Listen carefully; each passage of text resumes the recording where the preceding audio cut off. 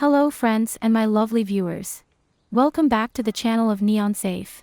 Today we will rank the clan traits of Bloodline. Let's get started.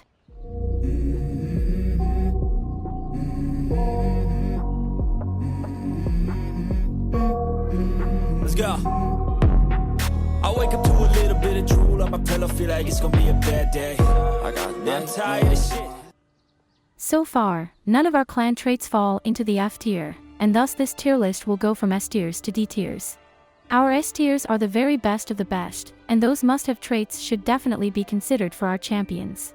The A tiers are great options and may work really well on the right champions. The B tiers are decent. These ones may not be our first pick, but they do help out to some extent. The C tiers are kinda meh, and I don't think we should aim for these traits, to be honest. The D tiers are really bad, and we should entirely avoid using these for any of our champions. Now that the tier system is cleared up, we may begin by checking out the clan trait of our Lume champions. Their clan trait is called Sanguine, and at level 22 it will increase all our champions' damage by 2%, it increases by 1.8% every 2 seconds and can reach a maximum of 20% in the end. I feel like the percentage is kinda underwhelming, and it may take too much time for us to reach the 20% cap. Therefore we may place this clan trait in a solid B tier. I suggest we don't aim for this clan trait unless our battles last for more than 20 seconds, which is quite unlikely, and it may be a bad choice in the long run even so. Next up we have the Tidestorm's aggressive clan trait. At level 22, each attack made will increase our champion's strength by 2%, and it goes up to 20%. This one is perfect for speedy champions who launch rapid attacks frequently. It is quite a popular clan trait nowadays, that we often use on our speedy DPS champions to buff their damage output. I honestly think this is a high tier clan trait, but I wouldn't say it reaches the very top tier, unfortunately. This is more of an A tier clan trait, but it is still super useful to us, and we should definitely consider it for our DPS champions. Daevala's clan trait is next in line.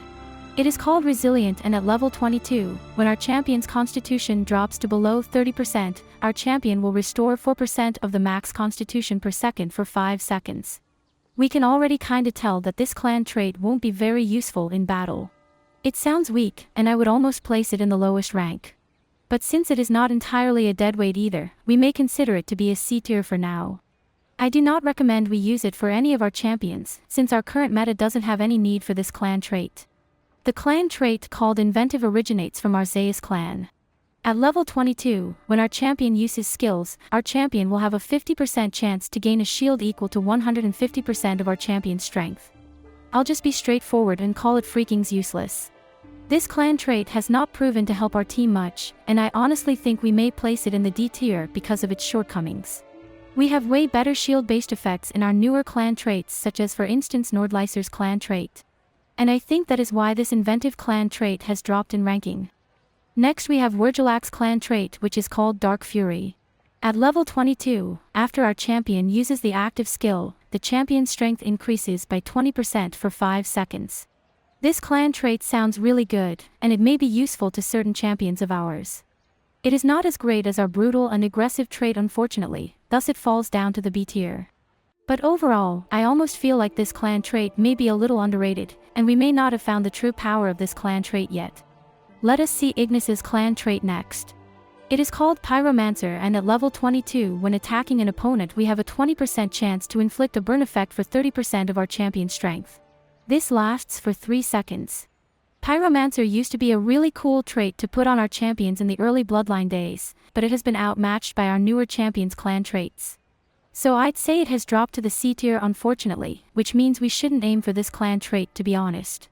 We got so many better ones out there, and this Pyromancer trait would only waste the trait slot. Aquatic Barrier is a clan trait from the Tidestorm clan, and it looks very promising in my opinion. At level 22, the effect of this clan trait ensures our front row a 24% strength resistance for 10 seconds. It serves as a great layer of protection on our particularly vulnerable front row champs. So in my opinion we may place this clan trait in the solid A tiers. It may not be the very best of the best option, but it is relevant and helps our team survive for longer. The clan trait called Shura's Avatar belongs to the Seun clan, and this is a popular one. At level 22 when our champion casts an active or ultimate skill, our champion's critical damage increases by 40% for 3 seconds. The effect can stack up to 2 layers.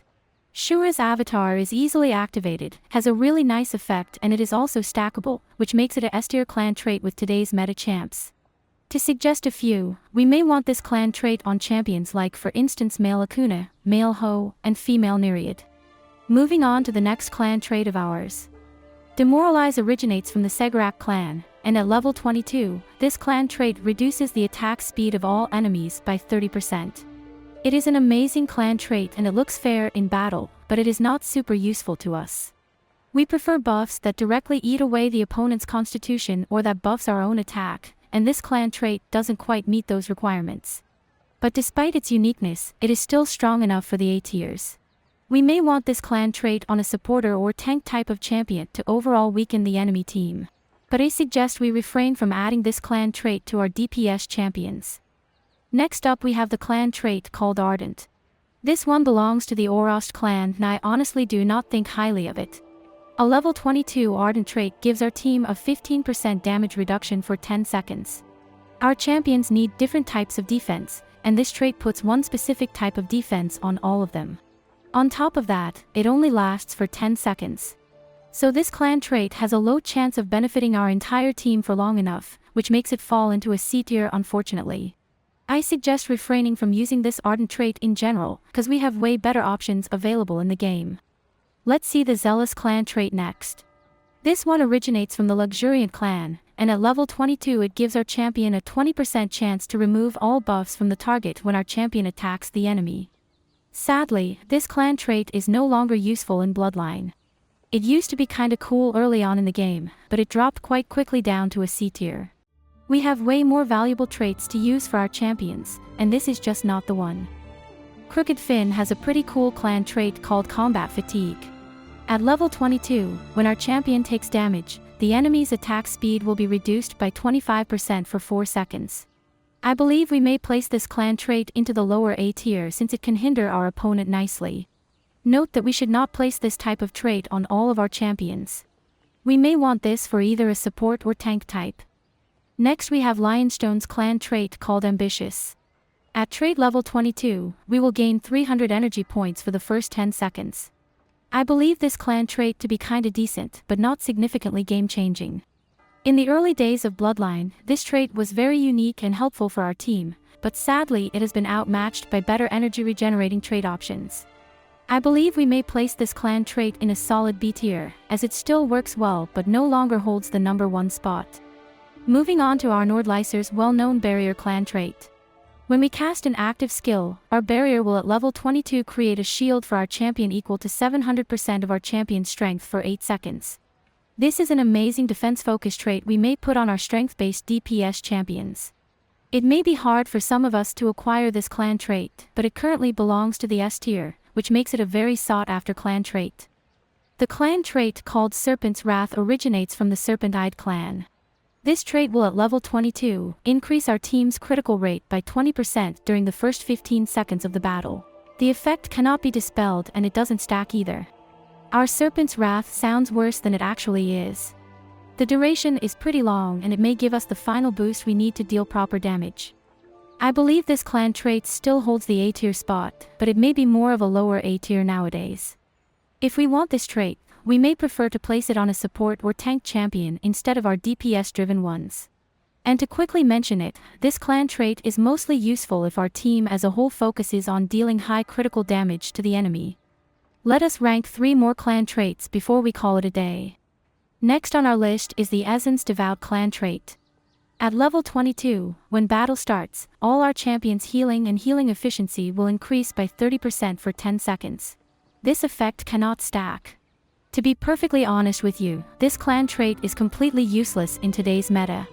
We may place it in the lowest D tier, because it simply doesn't benefit our team at all unless we plant healers all over our team and basically nerf ourselves. Simply said, let us not waste our precious trait slot with this devout crap. Next up is our Thunderlord's Furious Thunderbolt clan trait. At level 22, this clan trait will give our champions' normal attacks a 70% chance to increase their damage by 50%.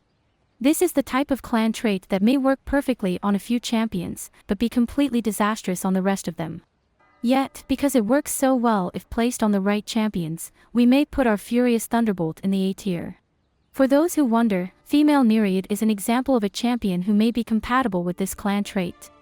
The last clan trait we will discuss today is Sallyhorn's Dexterous. At level 22, when our champion is attacked, we will have a 50% chance to reduce the damage taken by 15%. To tell you straight up, this clan trait is very outdated and it has been outconquered by our newer clan traits. We may put it in the lower D tier due to its uselessness. So we shouldn't even think of using this clan trait on any of our champions in my opinion. Anyways, this all being said and done, we have covered 18 clan traits today and this is to be continued. I truly hope our video is helpful to you, and if you have any questions or anything you would like to share with us, feel free to comment below. We highly appreciate your support and contribution. Thank you so much for watching today's video, and we will see you in the next one. Take care, stay foxy, adios, bye.